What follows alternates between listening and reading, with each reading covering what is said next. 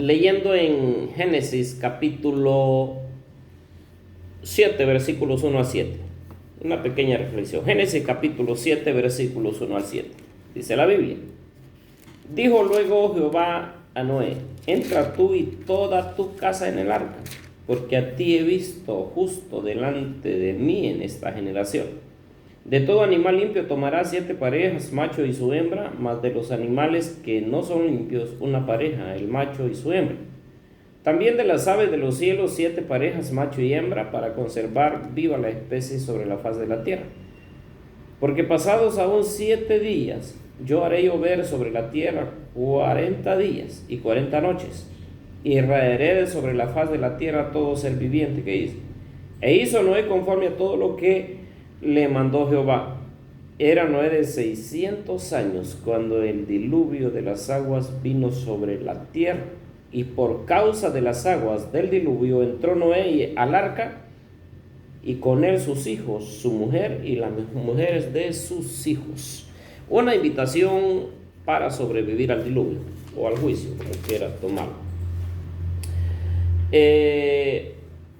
Prácticamente, hermanos, un pasaje súper conocido por todos acerca del diluvio.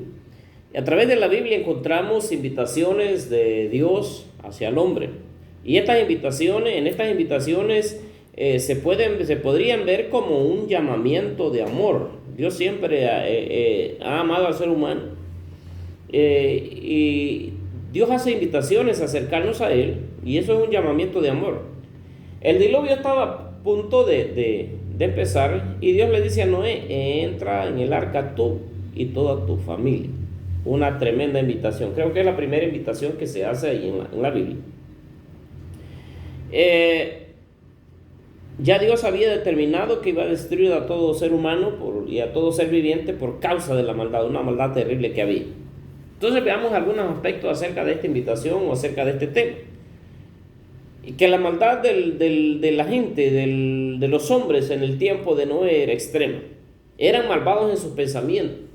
Eran de continuo al mal, dice la Biblia.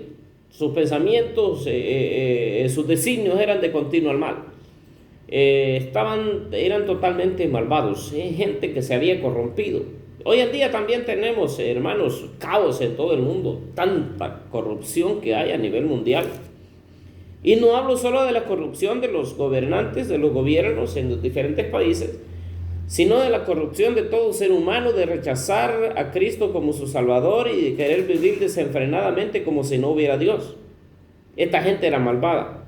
Estaban corrompidos en sus decisiones morales, tomaban todo tipo de decisiones morales corrompidas sin tomar en cuenta que existía un Dios, sin tomar en cuenta quién los había creado, sin tomar en cuenta que debían respetar a un ser poderoso que es el Dios eterno. Estaban corrompidos en todas sus decisiones morales. Eran violentos en sus tratos unos con otros. Había violencia, había maldad, había de todo. ¡Qué terrible tiempo! Y son tiempos parecidos los de hoy en día, hermanos míos. Donde quiera hay tanta maldad, tanta violencia, tanta corrupción moral que hay, que se asemeja a los días de Noé. Entonces tenemos también el juicio que sigue a la maldad, porque la maldad no se queda impune, por decirlo así. No se queda impune, siempre le sigue un juicio. En el capítulo 6, versículo 7 dice la palabra de Dios: y dijo Jehová: raeré de sobre la faz de la tierra a los hombres que he creado, desde el hombre hasta la bestia y hasta el reptil y las aves de los cielos, pues me arrepiento de haberlos hecho. Pero no he hallado gracia delante de Dios. Entonces, hermanos míos, hay un juicio que le sigue a la maldad. Nosotros tomamos las decisiones de cómo actuar, de qué cosas hacer, pero las consecuencias le corresponden a Dios. Las consecuencias no las podemos manejar nosotros, sino que solamente las maneja Dios. Entonces alguien puede decir: qué injusto Dios, ¿cómo trata al hombre? No, es que el hombre busca el mal, ese es el problema. Dios dejó el camino, la forma correcta de vivir, pero el hombre busca el mal. Los designios del corazón del hombre son de continuo al mal. Entonces Dios determinó la destrucción de los impíos a causa de la maldad que colmó su corazón. y que realmente la paga del pecado es muerte. En Romanos 6:23 dice, porque la paga del pecado es muerte, mas la dádiva de Dios es vida eterna en Cristo Jesús, Señor nuestro. Entonces la paga del pecado es muerte, y fue palpable aquí, hermanos míos, porque tanto pecado que había en la humanidad que los condujo a la muerte, porque el Señor envió un diluvio para destruirlos. Pero Noé halló gracia delante de Dios, se encontró gracia ante los ojos de Dios. El versículo 8 del capítulo 7 que hemos leído, el versículo 8 del capítulo 6 que leí después, pero Noé halló gracia ante los ojos de Jehová.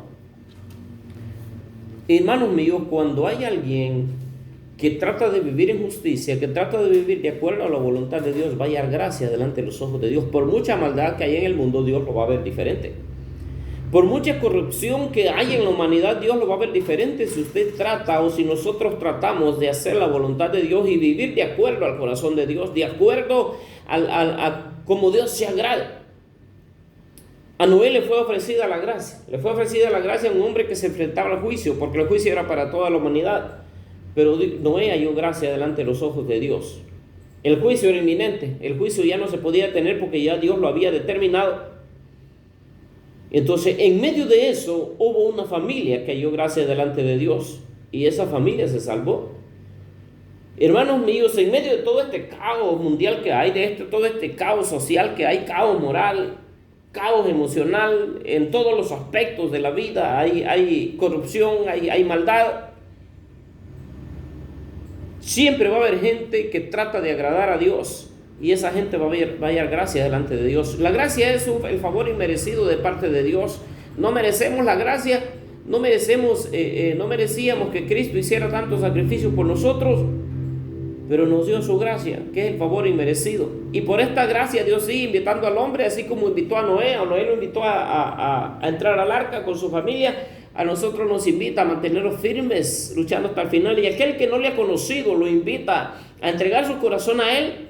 Venid luego, estamos a cuenta, le dijo al pueblo de Israel. Entonces lo invita a ponerse a cuenta con Dios para estar por una eternidad con el Señor. Así es de que Dios sigue invitando, mi amigo. Usted puede tomar en cuenta esa invitación, porque Dios sigue con los brazos abiertos para invitarlo. A Noé le hizo la invitación para sobrevivir al diluvio. A nosotros nos hace la invitación para librarnos del juicio eterno que viene. Dios nos bendiga.